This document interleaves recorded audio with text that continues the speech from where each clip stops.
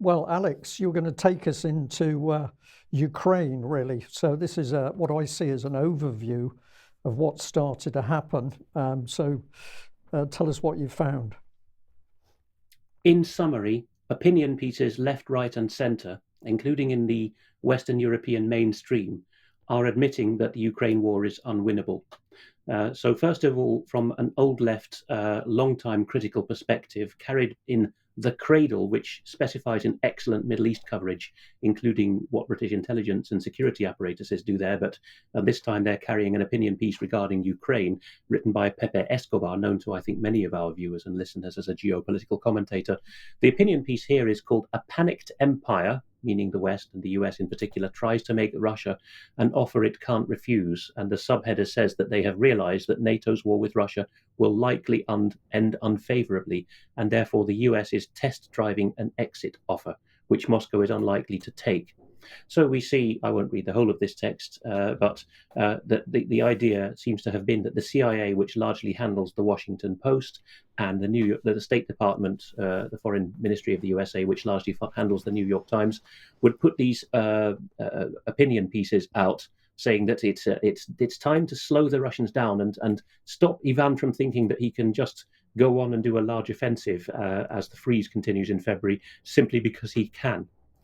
So Escobar notes that the Ukrainians at the bottom of this slide are passive onlookers here. The Ukrainians are expandable proxies. The key recommendations circulating in what's generally known to be NATO's main think tank, namely the Atlantic Council, which also runs, as you know, the DFR Labs disinformation unit. The strategy paper was going around just before New Year, and it plays the scenario that if the war continues in its current tempo, then the neocon policy is really that they'll not be able to sustain that. So that they're going to be having to train the Ukrainian military and imposing secondary sanctions, and at the bottom of the slide here, confiscate the $300 billion that the Russian state holds in overseas accounts. That is, kill the dollar. That's how desperate this war is getting. It's not just the usual suspects of the old commentariat who are saying this too. It's also Die Welt, roughly equivalent to the Times, a sort of centre-right paper in Germany. It's been picked up on by Eugypius, a German academic who uses this moniker to do a Substack blog, an extremely good blog. He's obviously, as the name suggests on screen, he's been concentrating on COVID for a while, but he's starting to look at Ukraine as well. So he's picking up on the fact that just after Chancellor Scholz agreed to send irreplaceable German Leopard 2 tanks to Ukraine, Die Welt has told its readership, which is basically middle Germany or well-to-do Germany, that it's essentially impossible for Ukraine to win. Eugypius, as ever, is not over-egging this pudding. There is the piece. Note it, once again, that it's opinion, Meinung, and the Brussels correspondent of this very big-hitting mainstream daily in Berlin, Christoph Schultz, is saying, dressed up as opinion, that it is almost impossible, fast ausgeschlossen, almost unthinkable that Ukraine could win at this stage. And Eugypius' summary of it is, again, I won't read everything, but that Russia has destroyed 2/3 of critical Ukrainian infrastructure without even going into kill mode. That Russia's military is trying to counter the Western precision weapons with volume, and it has the strategy and the resources to do so. So there's a great risk to these tanks coming in from Germany and all the other Western countries, and that the longer the war has dragged on, the more Ukraine's running out of soldiers. There's social media footage circulating now, not just of men being press ganged on the street, which I know is happening in Russia too, but of Ukrainian men getting call-up papers when the state well knows that they're paraplegic, for example, or missing a hand. They're still being called up. And then the Die Welt continues, or rather the Brussels correspondent in his own name, that the international community's done a lot to support Ukraine, but it's still far too little to enable Kyiv to assert its territorial integrity, which Schussel says is a legitimate claim. I would dispute whether that's true in full, given the history of some parts of Ukraine, like Crimea. One can only suspect a strategy is at work here. That's not Eugypius. This is Die Welt's correspondent talking about this. Rather strikingly, also, a former foreign minister of Poland, Anna Fotyga, has been writing in one of the main Brussels titles, You're Active, saying that it's time to break Russia up. The misconstrued title, which hasn't been proofread properly, of course, these are all opinion pieces, notable, but they're being carried by heavy-hitting mainstream titles. The title should have read that the dissolution of the Russian Federation is a far less dangerous option than leaving it rolled by criminals, by which read Putin and his regime, but they missed out a word. But here the claim is, and this goes back a century to the Polish-led strategy then as now of Prometheanism, which is breaking up the Russian Empire by a supposed empire by championing the various Muslim and other peoples that are in its central belt. So all these resources are not Russian. The gas, oil, the precious metals, the grain, the forests, none of it's Russian. It all belongs to the Tatars, Bashkirs, Karelians, Oirats, Circassians, Buryats, Sakha, Ural, Kuban, Nogai, etc. Nogai, by the way, are a pretty violent North Caucasus nation who did a lot of jihad recently, so that's rather interesting. So Moscow, Anna Fotyga takes it upon herself to say, in the name of Warsaw or Brussels, Moscow is only war to them. There is no Russian national sentiment among them. She doesn't acknowledge that there is also two words in Russian, Rossiyski and Rossiyan, one meaning ethnic Russian and one meaning a citizen of Russia. That's completely foreign to her. Moscow sending ethnic minorities to the meat grinder. Some truth in that Chechens, for example, are overrepresented in the military. But that's kind of like Britain's deal with the Gurkhas, really. All of the Chechens are inside the country. So what does she suggest should be done? And I won't read this all either, but what we must do is make friends with the leaders. I suspect she means leaders in exile or designated opposition leaders in waiting, of all of these territories, including the ones that have been extremely violent or had some extreme violence among them towards Russia, terrorism recently. We must give these people rights. We must put them on the map, get to know their perspectives for sovereignty. There's a lot of mention here of prosperity. You might recall that, I'll pass back to you. It's the middle of my segment, but I just wonder whether either of you remember which power it was in the first half of the 20th century that declared that all of the countries around it were part of its co-prosperity sphere. I think that might have been Germany. No. I don't know if Mike can do any better. No, I can't, off the top of my head. It was Imperial Japan when it annexed Manchuria and half the Pacific. It did so in a co-prosperity sphere. So that's what Fotyga is suggesting, that Poland will become, or countries like Poland on behalf of the EU and NATO, will become the fosters of puppet states, calling themselves the Republic of Bashkortostan and the Republic of Kalmykia and things like that. So lovely stuff. A writer who's picked up on what I covered recently on UK Column has run with it, a Swede who is now interested in writing directly for us. But here is a follow-up to what he saw in UK Column about his own country, Sweden, and Finland to the east more particularly. News Voice in Sweden has carried this piece. Why Sweden and Finland want to join NATO? Have they been promised part of Russia?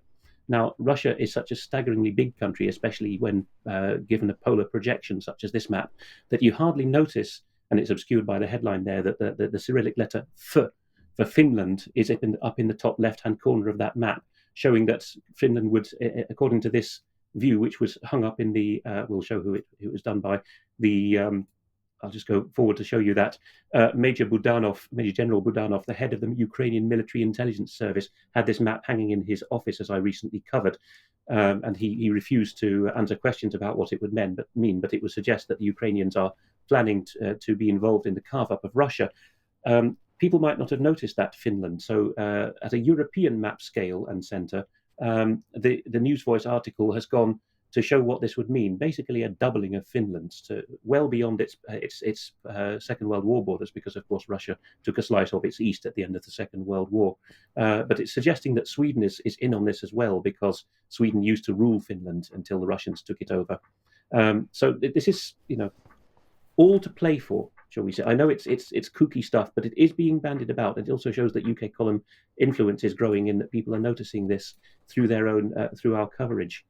Towards the end of my segment here, the Bundestag in late October accepted changes for the law, which as part of criminal law allows for people to be prosecuted for incitement, which happens a lot on the continent, Volksverhetzung, incitement of the people. What's relevant here, just to summarize, is that at least a couple of well-informed and legally minded Germans have contacted me, saying that with this in place now, it may be criminally prosecutable in Germany to say, I don't believe that the Russians are responsible for the Bucha massacre, because that has now construed in the Section 130 Section 5 of Part 130 of the new law, it might be tantamount to inciting people to hate and despise the Ukrainians.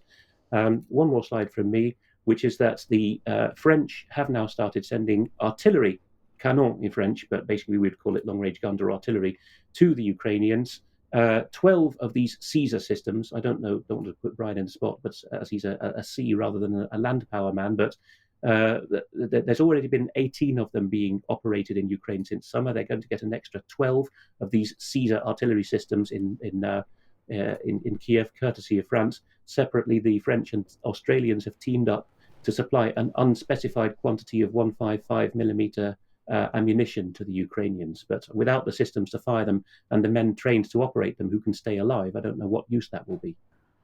Well, and Alex, it's the numbers. 12 is not going to make a difference, and they're going to be destroyed on a daily, weekly, monthly basis, like all of the other equipment that's been given to Ukraine.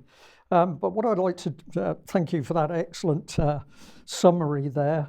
I'd just like to take people back in time to the UK column report in 2017. And Mike, this was your original section. And you were pointing out that the EU was winding up with its Eastern Partnership deal. This was part of their horrible little video. It's I think we've saved our viewers and listeners from the music that goes with it. But here's Ukraine about to come into sight. And of course, what was happening was that Ukraine was being lined up for a variety of things to happen. This was the main document, 20 deliverables for 2020, bringing tangible results for citizens. And of course, all written in the language that we've only got your best interests at heart. Trust us. We're going to help you develop your society, industry. We're going to protect you. But of course, reality was the exact opposite. And in the 24th of November 2017 UK News Report, Mike pointed out here some of the meetings going on. So this was all looking very good. I'm just pointing out here that I can't pronounce that name, but the gentleman who's tweeted out, if you can assist me here, Alex, Georgie, we'll call him, is one of the named faces on the World Economic Forum. But we've got the lovelies around the table, and they're talking about what is going to happen essentially in Eastern Europe. And here we've got a comment, held a meeting with Ukrainian President Poroshenko. He seems to have disappeared into a black hole at the moment, and we'll see if we can find out some more information. But this was all part of the plotting going on in 2017. Here's a bit more. The Eastern Partnership, one of the most successful foreign policy initiatives of the EU. Well, we're now in 2023. Can we really say that was true? But we also pointed out that Theresa May was in the mix. So here she is, from agriculture in Ukraine to the tech sector in Belarus. There is a huge amount of potential in the eastern neighborhood that we should nurture and develop. So you get the impression that Western eyes were on all of this, but we must also be open-eyed to the actions of hostile states like Russia, which threaten this potential and attempt to tear our collective strength apart. So we want it, but we can understand Russia might not want this to happen. The UK may be leaving the EU, but we're not leaving Europe, and we're unconditionally committed to maintaining Europe's security. And isn't it interesting, Theresa May's gone, UK, well, claims it's out of the EU, but of course that's not true. And now we've got massive warfare. But this was the key comment from the UK column, that Theresa May had launched Operation Barbarossa. And that, of course, was the name of the Nazi invasion of the Soviet Union. And what have we got an eye on? The grain. We want the grain, we want the oil, we want the technology. And we pointed out that the then Conservative Prime Minister was prepared to risk millions of lives of young Poles and Germans in her drive to war. Well, we haven't yet put those lives on the chopping block, but they're coming because, as we shall see, these same people are ramping up the war in Ukraine. We posted back in 2017 this comment from Aaron Banks: what's the first thing you do with a new army? Have a war, of course. And this was pointing out that the whole of the EU defence structure was about creating a beast which could go to war. And what did the Russians do? Well, they, of course, responded. They were having defense meetings. Putin here, the exercises exposed certain shortcomings. He's talking about Russian military exercises. We must analyze them so as to propose additional measures to enhance mobilization readiness. The economic ability to increase the production of defense products and services quickly is a vital element of military security. All strategic companies, regardless of the type of ownership, must be able to do that. So they seem to have done that then? They've done it, Mike. They've done it. That's why it's so interesting looking at this quote. They have done it, and they are now strides ahead of the West. But we also put up this really excellent comment by Rodney Atkinson. He was commenting on Free Nations at the time.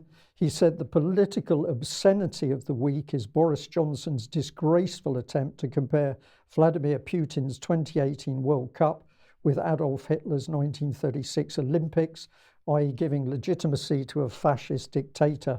Quite apart from Putin's repeated election and current 76% vote in an election contested by nationalist, communist and liberal parties in nationwide debates, if there's one thing certain about Putin's Communist Party education, it is his total indoctrination about the evils of fascism.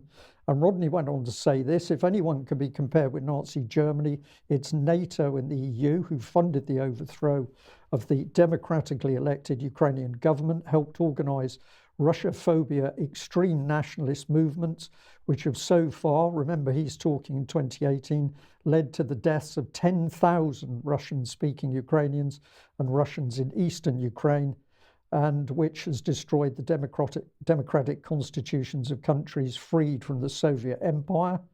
NATO and the EU have stood by or actively encouraged fascist movements in Croatia, Bosnia, Kosovo, and Ukraine, where Nazi and fascist Second World War insignia, flags, and torchlit marches now feature within the EU and its neighbourhood protectorates.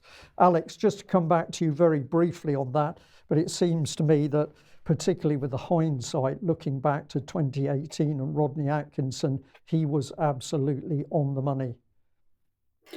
Of course he was, and he's, together with me, appeared recently with Rainer Filmich in the new ICIC format, talking about corporatism. I'm sure we can put that link in the show notes as well, so that people will know that he has a very long history going back to the time of advising the Thatcher government on the evils of corporations stealing and plundering their own people and making a dash for Eastern Europe for this very purpose. And the convenient cover is to scream and point fascist. I know that the Ukrainians now and their allies are saying, well, Russia is acting like fascists, whatever they say about their glorious history of defeating fascism. But you've got to use accurate language. If you want to criticize the Russian invasion, then you'd better use accurate terminology rather than fascism. Yeah.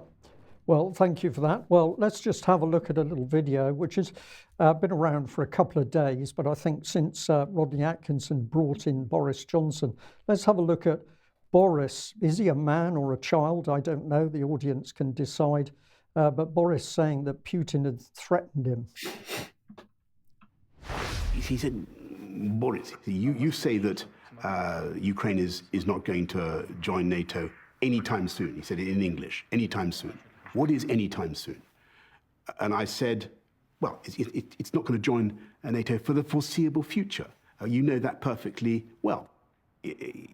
Fundamentally, it wasn't about, he threatened me at one point and said, Boris, I don't want to hurt you, but with a missile, it would only take a minute or something like that, jolly. But I think from the very relaxed tone that he was taking, the sort of air of detachment that he seemed to have, he was just playing along with my attempts to get him to negotiate. Well, I found that an astonishing clip. A child in a man's body standing there at school that somebody tried to grab hold of his tuck box. Alex, Boris Johnson is a disgrace, and he's certainly very dangerous. What did you make of that short clip?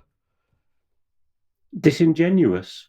He's got better acting skills than that, hasn't he? He did a very pitty, half-hearted attempt, maybe quarter-hearted attempt, to put on a Slavic voice when he was, mimicking Putin saying "anytime soon" in English.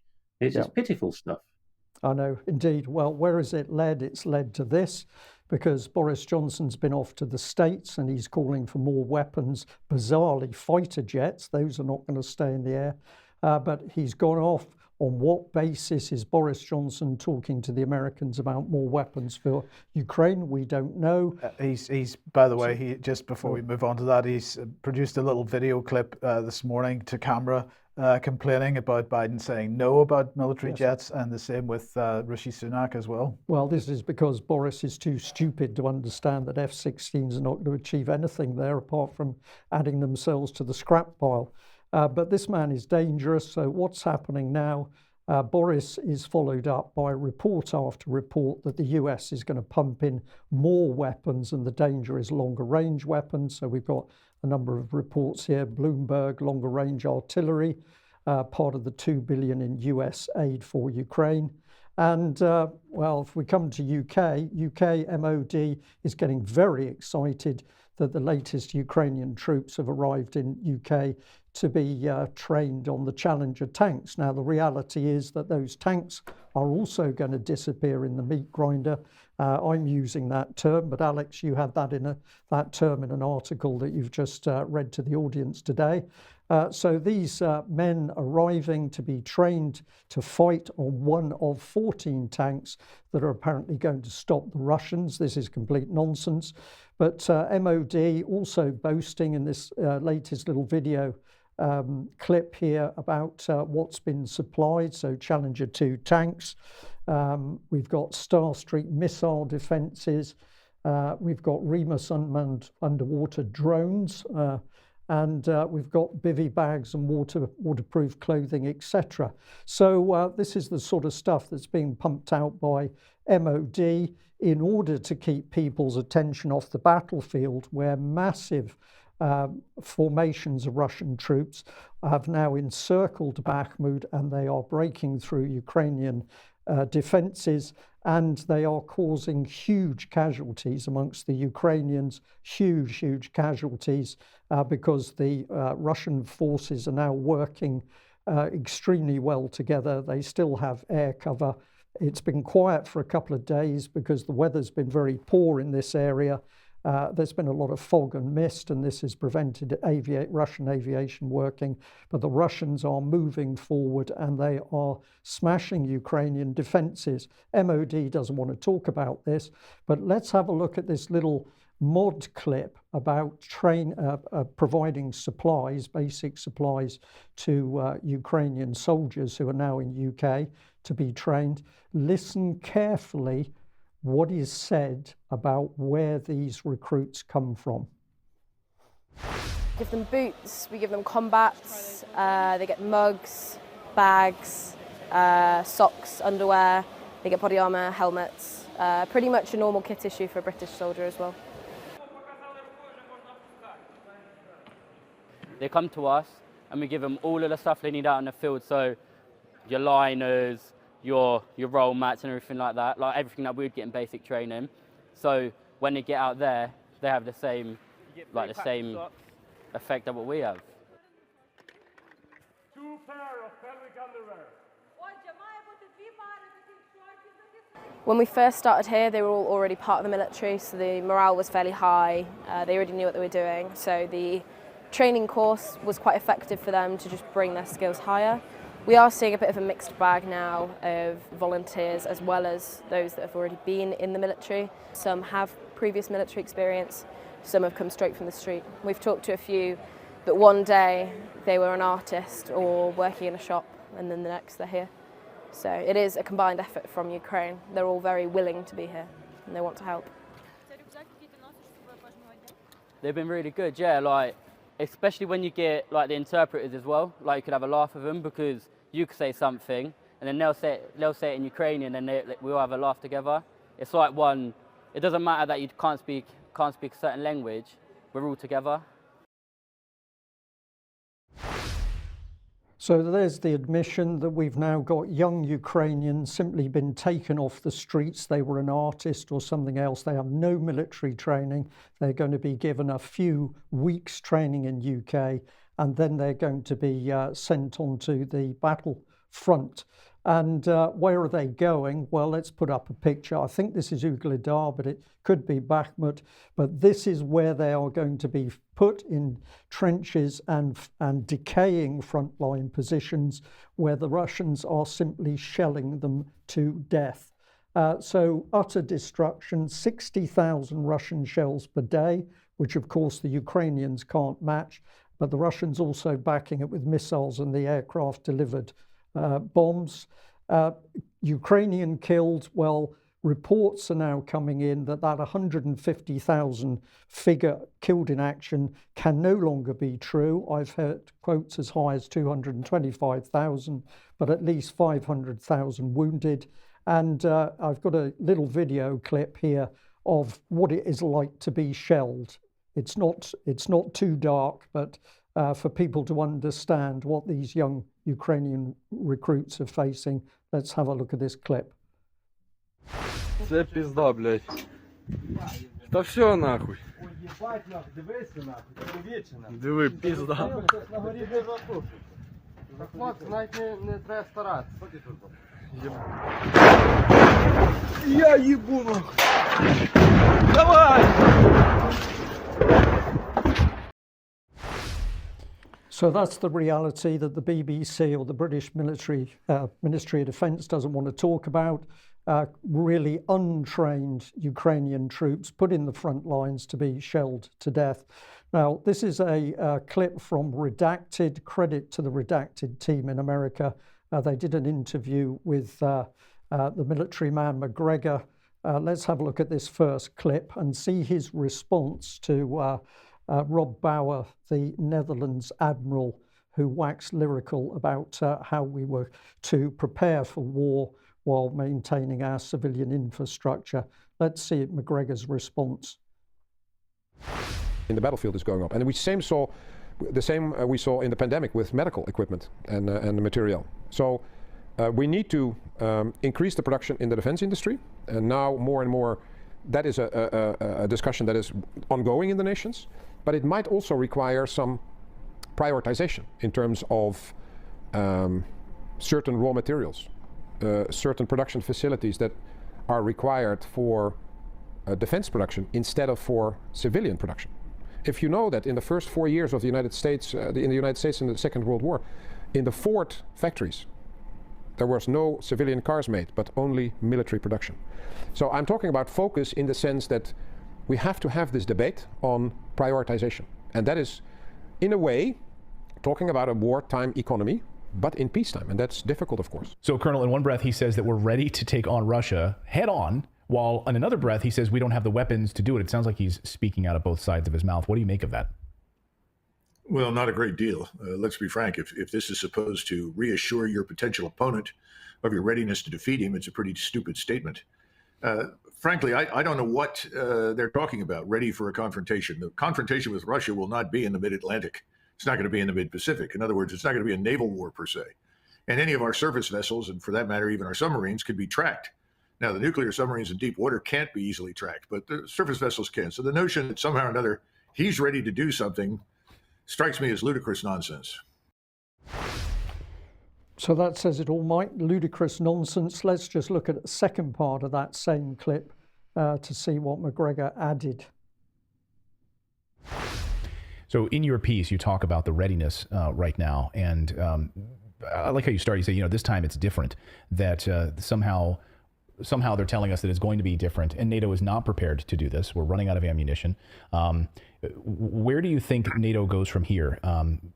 It sounds like, and if you listen to this admiral talking, we need a wartime economy. He says that we need to turn our factories into military production machines right now because our stocks are drying up, and we're going to take Russia head on. We need to convert factories in all of these NATO countries and go all out for a full-blown head-on collision with Russia. Well, it's useful to keep in mind that in Russia, the manufacturing facilities for military equipment and weapons and ammunition are running 24 hours a day, 7 days a week. Russia's already mobilized and integrated 300,000. The possibility that they will bring in more is very, very likely. I don't dispute that. Because every time the Russians look to us and indicate a willingness to talk, we make it abundantly clear that the Russians have a choice. They can either completely withdraw from Ukraine or commit suicide. That's not necessarily a good starting point for negotiations. So the Russians are doing what you would expect them to do. They're getting ready for a much larger fight if necessary. So, Alex, just for you, that's pretty straightforward, and I think he said it as it is. The Russians have been backed up against the wall, and the Russians are now going to fight. That's what's in the Russian blood. Those among the Russians who are too pro-Western and globalist-minded to want that have largely already left the country with their skills and their money. I'm not endorsing it, but a lot of the Russian public has expressed the sentiment, good riddance, we could do without you. Slight correction to who did the report or the interview, though. What you heard there was Admiral Bauer being interviewed by the Portuguese public broadcaster Radio e Televisão de Portugal, RTP, and that was picked up by Clayton Morris of Redacted, and so that he could put it to comment by Colonel McGregor. If viewers don't know who Colonel McGregor is, and I'm sure you'll finesse this for me, but he is the last American senior officer who can be called a tank genius. He actually fought and won large tank battles, not against the Russians, of course, but against Arab opponents. So he knows what he's talking about, particularly the industrial side. Okay, thank you for that, Alex. Well, I'm just going to give credit to another website that's been doing some really good reporting on Ukraine. This is Moon of Alabama. And what they did here was to superimpose using exactly the same scale. So the scale on the ground is the same. But the box in the bottom right of the screen is the operation for Desert Storm. And what they've done is superimpose that on Ukraine. Ukraine has been turned, so north is to the left of your screen. But the important thing is to look at the area covered by Desert Storm and compare it to the overall size of Ukraine. And what Moon of Alabama is getting people to think about is the Russians are completely prepared to take on this scale of warfare. Think about the massive logistics in order to get Operation Desert Storm underway. We are nowhere near having that capability. So the Russians are playing a very, very serious game. I've got a very short clip here from the MOD called 1 Year On. Let's look at propaganda coming straight out of the UK and the Ministry of Defence.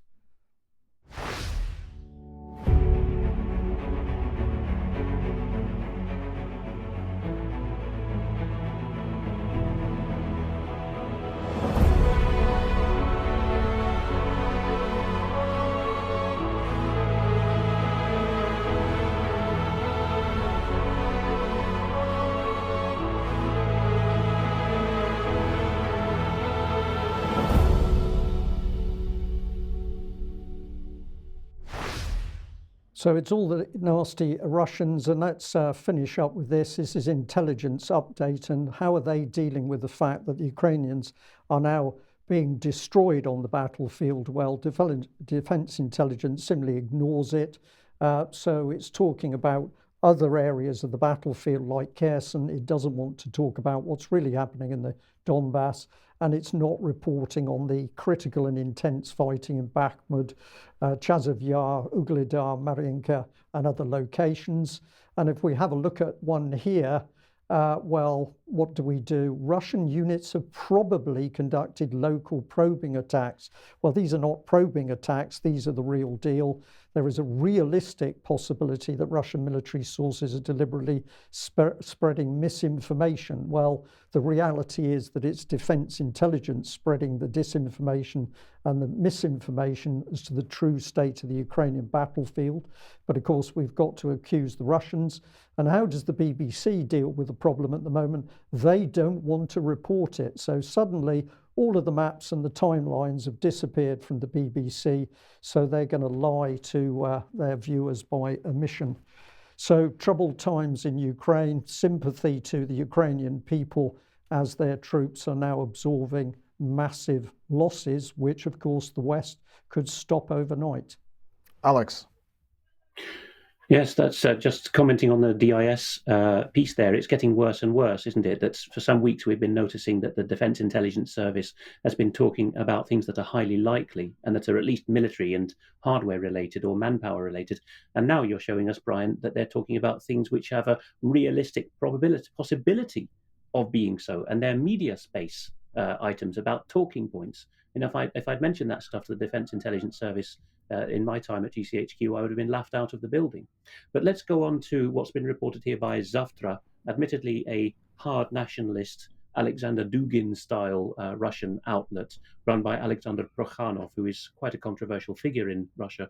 But the title of this blog translates as the Swarm of Wasps Project, and you can see this 18th century lithograph of a man kind of bringing a woman under his spell. I don't know whether that's meant to be a swarm of insects or just his influence going out. This is written by Oleg Yanovsky. It's been translated for me, fortunately, as I don't have much time for that myself, by a viewer. Sorry that the text is a bit grainy. Again, people can freeze this to read the whole of it. But it shows that the Russians, at least at the nationalist end of the scale, and these are oppositionists who don't like Putin, remember, they're noticing that General Nick Carter announced in late 2021 that the UK and NATO needed to prepare for a fully fledged war with Russia. They noticed that the now outgoing head of GCHQ, Sir Jeremy Fleming, who's been in post 5-6 years and who's going now, they have a short shelf life these days, GCHQ directors, had announced that Britain was fully involved in cyber information operations against Russia well before the war. They have noticed that General Sir Patrick Sanders, in June last year, immediately after being appointed Chief of the General Staff, emphasised that British troops must be ready for all-out war with Russia. The Russian commentary goes on to conduct a new war. The British created a new type of intelligence almost entirely based on the analysis of open data. That is, they involve not only specialists, but also all civilians. They're sounding like Mike Robinson in an all-out war against Russia. Thus, preparations are underway for the Third World War. Now, hear about this. Considering the Russian mentality, and this is the swarm of wasps of the title of this piece in Zavtra, considering the Russian mentality, the British, for the first time, used a new technology against us. They hacked the culture of laughter, fully tested the methods of influencing visual content and memes on the Russian population, using Ukrainians for this. Something that Western intelligence has been struggling with for a very long time has now happened. The Russians are poking fun at the Russians. An Englishman, for example, can't do that. He simply doesn't understand us.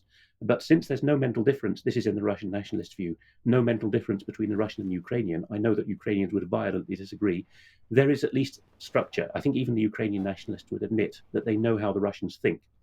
So in Ukraine, they, the British, have been very successful, says this piece in Zavtra, because Ukraine is much more integrated into and dependent on the English-speaking world. True, I concede that point, even with the greatest skepticism, and it's only taken 5 years.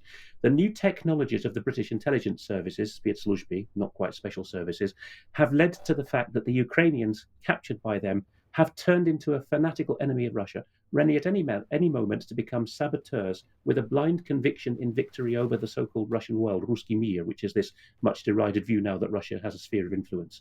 It should be noted that such people no longer have an identity. It is blurred by the applied influence. So there we are.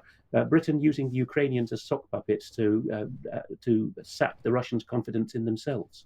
And Alex, that of course has got to be one of the main reasons that BBC Media Action was sent in early to capture the Ukrainian government media system, set up Suspilny, and start to push out the BBC propaganda on the Ukrainian people. This is what is so sad, because of course many of those people in Ukraine will trust the BBC when in fact the BBC, certainly in my opinion, was attacking them from day one. Right, we have a little bit of video, but for Stephanie, we're just going to play that out after this section, so we're just going to move the order just a little bit here. So I just want to first of all bring on Mao Ning, who's the Chinese Foreign Ministry spokeswoman. This is the Chinese equivalent of Maria Zakharova. Well, she was saying this: the US is the one who started the Ukraine crisis and the biggest factor fueling it, and has kept sending heavy and assault weapons to Ukraine, which has only prolonged and intensified the conflict. Rather than reflecting on its own acts, the US has been sowing paranoia and pointing fingers at China. We reject such groundless blackmail. If the US truly wants an early end to the crisis and cares for the lives of the Ukrainian people, then it needs to stop sending weapons and profiteering from the fighting. the US needs to act responsibly by helping the situation de-escalate as soon as possible and create the necessary environment and conditions for peace talks between the parties concerned. I don't think there's anything we can criticize in that statement. No, and the Chinese are seeing the same thing. There is a psychological war being waged both on Russia and China, and there's no doubt about this. And then I want to bring first of all, the US ambassador to the Russian Federation, Lynn Tracy, has met up with the Deputy Foreign Minister, Sergei Ryabkov. And it really his comments surrounding this meeting that I want to highlight and get Alex's thoughts on. It's quite possible, he said, it's quite a possible scenario. New START. Now, this is the only nuclear non-proliferation treaty that still sort of exists at the moment. New START may fall victim to this, so he's pretty unhappy about the United States approach to negotiations on nuclear non-proliferation. He said, "We're ready for such a scenario. The entire situation in the sphere of security, including arms control, has been held hostage by the US line of inflicting strategic defeat on Russia. We will resist this in the strongest possible way, using all the methods and means at our disposal. We are on the verge of a direct collision between the US and NATO with Russia." Alex, the Russians are increasingly clear in how they're seeing the situation. And not for the first time, we note that the Russians, and this isn't me being a fanboy, it's just accepted all round, the Russians integrate their warfare and the diplomacy much better than Britain and America and the European continent do. Vanessa Beeley often makes this observation, that they have a Clausewitzian view in Russia, that you continue with warfare what you can't manage diplomatically. And this isn't cynical or Machiavellian on the Russians' part. It's actually, I would say, loss minimizing. Ryabkov, as a deputy foreign minister, as in any country, a DFM is not usually found saying we might be at war with you soon. This is what generals tend to say. So I would endorse what you say there. Okay.